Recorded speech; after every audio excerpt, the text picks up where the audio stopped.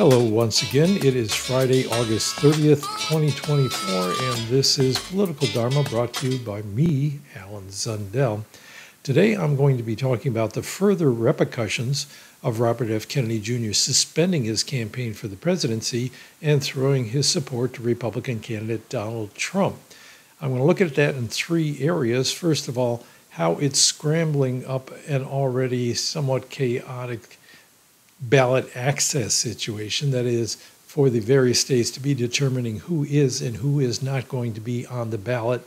And we usually say in November, but a lot of these ballots have to actually go out in September, such as for overseas or military voters who are in the military. So this has become a little more scrambled than even for usual this time of year. And then secondly, how, let's get a picture up there, how Donald Trump has now asked Robert F. Kennedy Jr. to be on his transition team, along with Tulsi Gabbard, a former Democratic congresswoman from Hawaii, who also ran in the Democratic primaries for the presidency in 2020. How that may portend what I talked about several months ago, which was whether this election is portending a significant political party realignment. I'll talk about that more later in the show and refer you back to the specific episode where I talked about it in more detail. And then finally, how Kennedy's dropping out of active campaigning is affecting the whole third-party, minor party ecosystem. How they're probably going to adjust to the fact that Kennedy's presence is not going to loom so large in this particular campaign, and what it may mean for them going forward into the future. So those are my three main topics. But I want to start out today by saying how my feelings this week about Kennedy's suspending his campaign and throwing support to Donald Trump are a little different than they were a week ago when I originally reacted to his speech and his decision, his announcement of his decisions, his two decisions, one to suspend the campaign and the other to endorse Trump. Well, he didn't use the word endorse, but in effect, that is what he's doing. I think this week I'm feeling less generous towards Kennedy. I still think his speech was very sincere. I still think he gave good reasons for making the decision that he did, and I think he was telling the truth about the overall political situation and the policy issues that he discussed. But what I think was missing was some contrition, really an apology to many of his supporters and volunteers for the position that this put them in. Now, he did give thanks to his volunteers, and he said, don't think that your efforts have been wasted, but because it helped me get our issues on the agenda, particularly ending the war in Ukraine and the chronic disease epidemic, the epidemic of chronic childhood diseases. Not a funny topic, but my ability to mangle words and phrases is still, to me, more amusing than sad. We'll see how it progresses as I continue to age. And the issue of government corruption. So he said this helped get them on the agenda, those items. But I think a lot of those volunteers were not working simply to get these items on the political agenda, especially not on the agenda of one of the major parties. They truly did want to see an independent force in this two-party system. They wanted someone they could vote for because they did not like either major party or the major party candidates, and they are still not in that position. Now, some volunteers, some supporters probably said, oh, fine, we'll go over to Trump now. We're happy, we like Trump anyway. There may be others that say, well, I'm never going to Trump, and since Kennedy's not in the race, they may be angry at him, they may be disillusioned and go over to Harris and vote for the Democrats. But there's going to be a lot who just feel adrift. And I think he owes it to them to apologize for betraying what he continually said during his campaign earlier, which was that he was in the race to win it, and he did not give a hint of saying, well, God willing, if it still looks like I can win, I'm going to stay in it. And the same thing goes for saying repeatedly that he's going to be on the ballot in all 50 states. And so people worked very hard to get him on the ballot, and now he's withdrawing from the ballot in some of those states. Now, this is especially, I'm going to talk about Nevada later. I thought of this especially in the case of those volunteers who went out and gathered enough signatures to get them on the ballot, and then that petition was rejected by the Nevada Secretary of State, and then Kennedy had them go out all over again and collect enough signatures to get on the ballot in Nevada, and now he has withdrawn from the ballot. So I think he owes those volunteers more than just an explanation. He owes them an apology, and he should have, as I said before, he should have been saying things like, we're going to be on all the ballots, God willing. Show a little modesty for a man who speaks of God often and his spirituality. And instead of just making it a private decision of how he felt God was leading him and what he thought was the right thing to do, which is a good thing to do in my book, he should have also been a little bit more humble in his statements earlier on. As I said, he'd say, well, I'm going to work to get on the ballot in all 50 states, but you never know what can happen. God willing, I'll make it. But he didn't. And I think he owes more than an apology to his volunteers and his supporters, especially those who are angry or disillusioned. So having said that, I'm not, I don't know, my feelings about Kennedy haven't changed one way or the other. I was not his strongest supporter, but although I was leaning towards voting for him here in California, and I may still do that. Haven't made up my mind, haven't committed to anything yet. So let's move on then to the topic of ballot access, me having said my piece, and I'm sure I'll hear from you what your reaction to my statement is there. I continue to think he should have stayed. If he was going to suspend his campaign, he should have at least stayed out of taking sides in the two-party system, because that was, he was criticizing them a lot. Well, I'm going on to editorialize, and I said I was going to move on. So ballot access. Kennedy said that he was going to withdraw his name from the ballot in the swing states. Okay, there you see the map in front of you. It's from the website 270 to win, which means 270 electoral votes, and you see each state with the number of electoral votes that state has in the Electoral College listed underneath the abbreviation for the state. The swing states are colored in tan. There's 7 of them.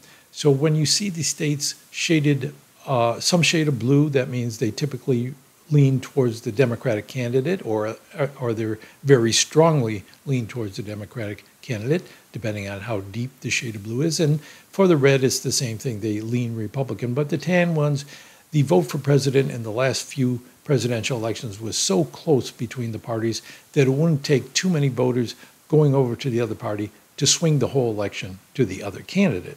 So we have there in the Southwest, Nevada and Arizona, up there in the old industrial Midwest, Wisconsin, Michigan, and Pennsylvania, and down in the Southeast, North Carolina and Georgia. So what is happening in those states? Well, first of all, Kennedy successfully withdrew his name from the ballot in Arizona and Pennsylvania. And in Georgia, he really didn't have to do anything because they already had made a decision to keep him off the ballot based on questions about whether he honestly or accurately listed his state of residency. There's a whole issue there. He says his residence is in New York, and he explained at length in a video why he said that. Anyway, Georgia already barred him from the ballot, so Kennedy's not going to contest that. In the case of Nevada, there's a little bit different deal. Here's a article from Ballot Access News. There was a challenge to Kennedy being on the ballot, and as I said earlier, he had volunteers go out and collect signatures 2 times to finally get him on the ballot, or at least give him enough signatures to get on the ballot. And then the Democratic Party there filed a challenge, a lawsuit against having him on the ballot. And Kennedy came in and they made an agreement with the judge, approved an agreement in which Kennedy's name would be withdrawn from the ballot, even though it was beyond the deadline for withdrawing in Nevada, just a few days beyond that. And the Democratic Party then dropped its challenge, and the judge said if they brought the challenge back, it probably wouldn't succeed, which is what that phrase "with prejudice" means. Anyway, Kennedy got off the ballot in Nevada as well. But in other states, he did not succeed in getting off the ballot. In Wisconsin, for example, this is from the Wisconsin Examiner, They voted, their Board of Elections voted to keep him on the ballot, and those who were in the majority saying that, well, the law does not provide for withdrawing at this stage of the game. So Wisconsin, one of the swing states, is keeping him on the ballot. And then in North Carolina, there was a similar situation in which the state said he had asked too late to withdraw, beyond the deadline for withdrawing. And Michigan, same thing happened. They said he was too late for a minor party candidate to have the minor party take his name off the ballot because they would have to have another convention to nominate somebody else. And as you see in the headline there, and this is a by the way, it's really not about one of the swing states, in New York, which was really the only state where he had a very difficult time of getting on the ballot. And then they knocked him off, and it went to a court, and they said, no, he can't be on the ballot because his residency was listed incorrectly. Well, it went to an appellate court, and they decided against Kennedy, so he's not going to be on the ballot there either, and I doubt that Kennedy is going to continue to pursue that up to the Supreme Court in New York or to the U.S. Supreme Court, although I wish he had, because it would have, a determination there might have made things easier for minor parties and independent candidates going forward into the future. Anyway, summing some of that up, in Wisconsin, in North Carolina, and Michigan, he's still going to be on the ballot because he wasn't able to get off the ballot. And also, okay, let's come back here to the swing states so you can see where these are and what the Electoral College votes are. In Florida, which is not a swing state, but in the past has been, the Florida state allowed the Reform Party, which had nominated RFK, to take him off their ballot, to take him off the ballot line. And this also happened in Texas and Ohio. Kennedy asked those states to take him off the ballot. These are not swing states, but they lean Republican, and they have a high number of electoral votes, particularly Texas and Florida. If you're looking at the map, you'll see Ohio has 17 electoral votes, which is relatively high compared to many of these states. And in Florida, one of the highest number of electoral votes, which is 30. And then in Texas, they have 40 electoral votes. These lean Republicans, so it was likely that Donald Trump would have won there, but I'm assuming Kennedy chose those states because he was afraid he would so-called take away votes from people who might have voted for Trump, and he didn't want to put those states in play. He wanted them to be safely Republican. So those are the 10 states that he asked to be withdrawn from, and he succeeded in about, well, let me list them off. So he's off the ballot in Arizona, Nevada, Pennsylvania, Ohio, Georgia, South Carolina, Texas, and Florida, but he's still on the ballot in Wisconsin, Michigan, and North Carolina. And one other odd situation was that Kennedy asked to be taken off the ballot in Maine, and they did take him off. Now, I say it's odd because Maine leans Democratic, not Republican, and they have ranked choice voting there, which means that his supporters could have listed him as their number one choice and then listed Trump, if they so desired, as his number two choice. And if Kennedy came in third and was eliminated from the final round, he would have his votes redistributed to the two major party candidates. I don't know, maybe he didn't trust ranked choice voting would give Trump the edge, so he decided to withdraw from there as well. But it's still a state worth watching for how the minor party candidates do with ranked choice voting. All right, coming back to the second story that I wanted to discuss, which was that Trump invited Robert F. Kennedy Jr. and Tulsi Gabbard, who, as I said, was a former Democratic congresswoman and Democratic contender for the 2020 presidential nomination in the Democratic Party. He asked them both to be on his transition team. Now, a while back, I had, what does that mean, to be on a transition team? It means that they, along with several other people, such as Donald Trump's two sons and his longtime allies, such as people associated with this, I think it's called the American First think tank or something like that. Anyway, a billionaire, and then the head of the Worldwide Wrestling, or the founder and former head of Worldwide Wrestling, I don't remember, but along with other people who are very pro-Trump, longtime allies. They're going to help decide who's going to be appointed to which office and which people they're going to try to get in the cabinet level positions. Of course, that has to go through the Senate for confirmation, but they have an indirect effect on policy by choosing the people that are going to be running the cabinet, running the major departments of the federal government. So, okay, that's one thing. Trump invited them, they accepted. But what does this mean for realignment? Now, I'm going to give you the picture of my video that I did earlier in case you want to go check it out. It was about 9 months ago. It was late last year in November, I believe. November 4th, yeah, there it is, listed the date.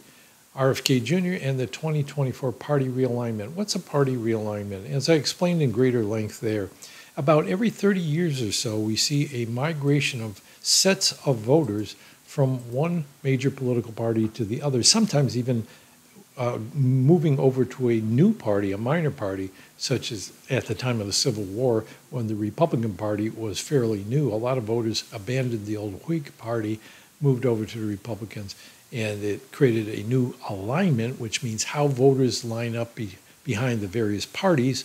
So an alignment is an enduring set of a coalition of voters who typically vote for a particular political party, both in the Congress and for the presidency.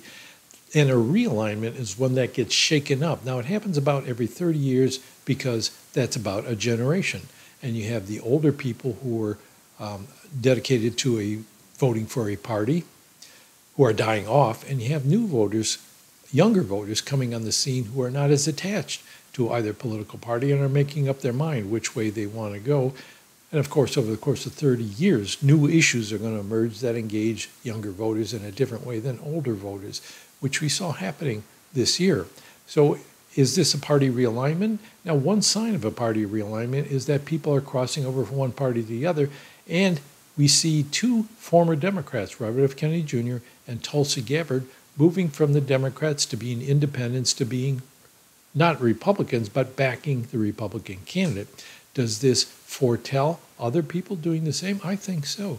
I think there are Democrats who have become increasingly disenchanted with the Democratic Party, moved towards the independent box on their voter registration, and then picked up on Kennedy's campaign, and maybe they will eventually decide they're going to join him in among the Republicans if Donald Trump wins and keeps his word to Kennedy that Kennedy's issues are going to be on their agenda for that administration. So you may see a migration of voters from former Democrats to being Republicans.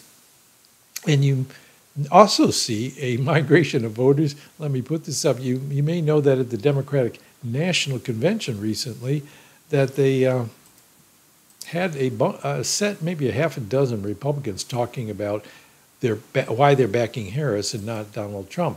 Now, this article is from the Independent Political Report, just came out today, and it talks about how the Forward Party members, the founding co-chair, which would be Christine Todd Whitman, a former governor, Republican governor, is now backing Kamala Harris, and the Libertarian Party vice presidential nominee of 2016, William Weld, the former Republican governor of Massachusetts, are both now backing Kamala Harris. So you see former Republicans moving more into an independent kind of minor party column, the Forward Party or the Libertarian Party, and then moving from there over to backing the Democratic candidate. Speaking of the Forward Party, Andrew Yang, who founded the Forward Party and was a former Democrat, has also moved into the column supporting Kamala Harris. So here we see movement from Republicans to Democrats in the other direction. Now, if we see a realignment, what it means is that a lot of voters, especially younger voters, are going to be making a decision between one or the other of the major parties in this election, and that bond will be persistent across the next several elections. So there could be a big sorting out of who's supporting which party and which party has dominance. What we see is an enduring pattern, what I said before. Now, the New Deal coalition of the 1930s gave way in the 1960s to a new pattern. In the previous period, from the 1930s, the voters generally chose both the Democrat for president and majorities of Democrats in the Congress in almost every election. There were a few exceptions, but it was a pretty persistent pattern after the 1960s, and particularly the 1968 election, in which there was a strong third-party candidate, George Wallace, and I've discussed this in previous shows as well as I think in that realignment episode. The pattern changed to having mostly Republican presidents along with a Democratic Congress, although the Democratic Congress was a little less big of a majority than it had been previously. So we had Republican presidents like Richard Nixon and Ronald Reagan and George W. Bush I. So that 60s gave way 30 years later to the realignment, probably in the 1990s. Again, you have a third-party candidate, Ross Perot, and you have a change in the pattern. Here, it moved from a situation in which the presidency was competitive between the two major parties and keeps switching back and forth from Democrat to Republican, from Bill Clinton to George Bush, then to Barack Obama, and then to Donald Trump, and then to Joe Biden, and now who knows where it's going to go. So it's been the presidency moving back and forth between the parties, and in the Congress, the Republicans have barely dominated. So as in the previous period, the Democrats had a slight edge in the Congress. In this most recent period, the Republicans have had a slight edge in the Congress. And we may be seeing a change in that pattern to something new. It would be the time for it, and we're starting to see people moving back and forth. And Kennedy's movement here may be an indicator of how, not how it's going to fall out, but one indicator that something like this is going on. Somebody from a major Democratic family, very closely associated with the Democrats, moving over to Republicans, and vice versa also happening on the other side. Be watching this as things move forward to see how voters are stacking up as the campaign continues into its final phase, because what's happening right now, you still have that Kamala excitement bump that didn't really put her way in the lead. It's pretty much made it more head-to-head than it had been with Biden there.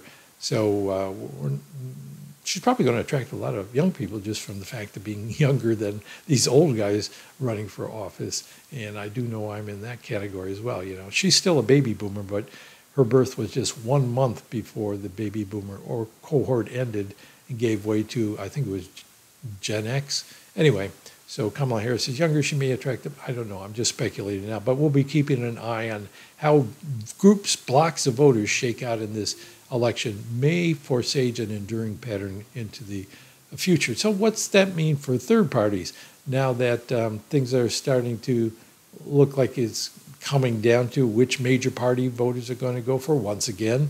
And we've had a significant challenge from a independent candidate, Kennedy, who's now dropped out of the race and taken sides in this, which a lot of people who supported him are unhappy with, including me. I wish he hadn't done that. Not terribly unhappy, just wish he hadn't done that. What does this mean for the other minor parties? They no longer, they have an opportunity now to capture the dissatisfied voters who are not going to go to either major party and are disappointed in Kennedy's decision. So it may mean that they're able to build up their support among those voters. I would think that some people who would have generally leaned Democratic or towards the left, say, and were Kennedy supporters, now that Kennedy has dropped out and supported Trump, they're saying, no thanks, no Trump, no way. Maybe I'll go to a leftist minor party like the Green Party, or say Cornel West on the ballot, or some other party, Socialism and Liberation Party, or something else. So we may see the numbers in those parties, the votes going up for those candidates. And on the other side, we have people who may have said, well, he's going over to Trump and I lean towards the right, but I don't want to vote for Trump. Maybe I'll move into the Libertarian column and vote for Chase Oliver. So I think what's going to happen is the biggest of those parties, meaning the Libertarian Party and the Green Party, they have the largest number of registered voters and they are on the ballot in the most states of these various parties. I think what they're going to aim at, which they always aim at, is getting that 5% of the vote, which would enable them to get public funding.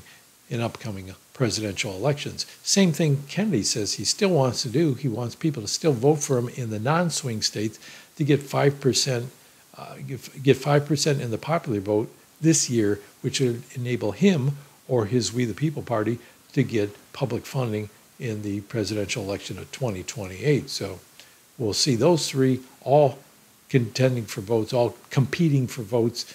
And then the other parties, they're just trying to get enough percentage of the vote to maintain their ballot access in some of the states that have low thresholds for that. So that's what they'll be trying to do. Now, it may mean that people decide on one major party or the other, and the third party vote just shrinks in general, as it often does when there's there's a lot of dissatisfied people who finally decide they're just going to go one way or the other with the major parties and swallow that. I don't know. We'll see how that comes to pass as well. But what I would say is that as a person who thinks that democracy, and I think one of the issues that's going to define this race is the question of democracy and government responsiveness to the voting public. Donald Trump is making the case to a lot of his voters that the government has not been listening to you, that it's controlled by elites, particularly when the Democrats are in charge, and they have not been taking you seriously. And in fact, they stole the election from you because they don't want your voice to be heard. So he's talking about the government responding to those voters who feel left behind. Meanwhile, the Democrats are talking more in legal terms that there's election denialism and attempts to interfere with the certification of the presidential vote and the attempts to, count votes accurately and breaking of the law. Otherwise, that you have a candidate who's a lawbreaker. So they're talking about more in a sense of rules, but they're also using democracy as the word. I think what democracy should mean for us is really to have more competition beyond just the two major parties. And I'm a dedicated person who thinks we need to change our electoral system in order to make it possible for third parties to run a competitive election. Doesn't necessarily mean they're going to win right away or even do real well, but I think over time they can grow if they're given space to grow. So this is what I think we need to do, is move in the direction of third parties finding a way to work together to change our electoral system or to create institutions, organizations that somehow consolidate their vote or have them work together to make change in the future. That's what I think needs to happen. And I think if they're dedicated to democracy going forward, folks like me feel like neither of the major parties is really that trustworthy when it comes to really allowing ordinary voters to have a big say in who the candidates are and who the president is going to be and what the government's going to do with its power, whoever gets into office. I think people like that really want to see more competition. So that's my show for this week. Hope you got some out of it. And as usual, I welcome you to, one more thing. People have been asking me who's going to be on the ballot in the various states. And I did start a new chart here. You see the upper part of it. I have the various states listed. And insofar as they've been able to determine to date which of these candidates is going to be on the ballot in which states. Across there you see columns for Robert F. Kennedy Jr., Chase Oliver, the Libertarian candidate, Jill Stein, the Green Party candidate, Randall Terry, the candidate of the Constitution Party, Claudia Dela Cruz, the candidate of the Socialism and Liberation Party. I hope I didn't say libertarianism again earlier. And Cornel West and his We the People Party. And the final one there is Peter Sansky, is the nominee of the American Solidarity Party, who actually got on the ballot in a few states. So they'd probably be in that place. And I put them on the list as well. You can find the whole list. I'm going to be putting it on my website, politicaldharma.com, where you can also go if you want to make a one-time donation to help keep this show going. And I'll be seeing if I can put it on my Patreon account as well for those of you. I think I'll make that free for anyone who wants to check it out. And if you find that you've looked at your state, I didn't double check this with the secretaries of states in all the states because that would be just too much work. I mostly relied on a Wikipedia article, which seems to be updated fairly regularly, and the news stories coming out about who's on or off the ballot in various places. So if you find a source saying that something in my chart is incomplete, please let me know and give me your source so I can update this as well. Now, the blanks don't mean somebody is not on the ballot necessarily. It just means they haven't been certified for the ballot yet.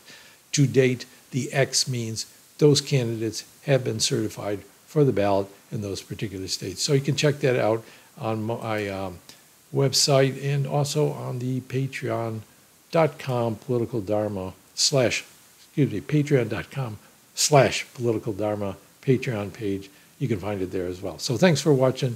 Look forward to hearing your comments on the show. As always, if you haven't subscribed yet, subscribe. I'm going to keep following the presidential race, particularly from the standpoint of the independent and third-party candidates. And remember, Robert F. Kennedy Jr. is still a candidate in the race. He has not withdrawn, except on the ballot in certain states. Otherwise, he still wants people to vote for him, and he's asking for that. So I'll continue to follow all that. And if you want to follow along with me, check in again. I'm not sure when I'll be back, but it will be at least next weekend, maybe sooner if I have something to say. And maybe I'll do a new video on the realignment question, but we'll see how much time I'm able to make. Okay, I've talked enough. Goodbye. Thanks for watching. With ease, I see the chains are breaking. We gained our focus, the moves we're making will prove to determine our self-worth as a passenger on this vehicle Earth.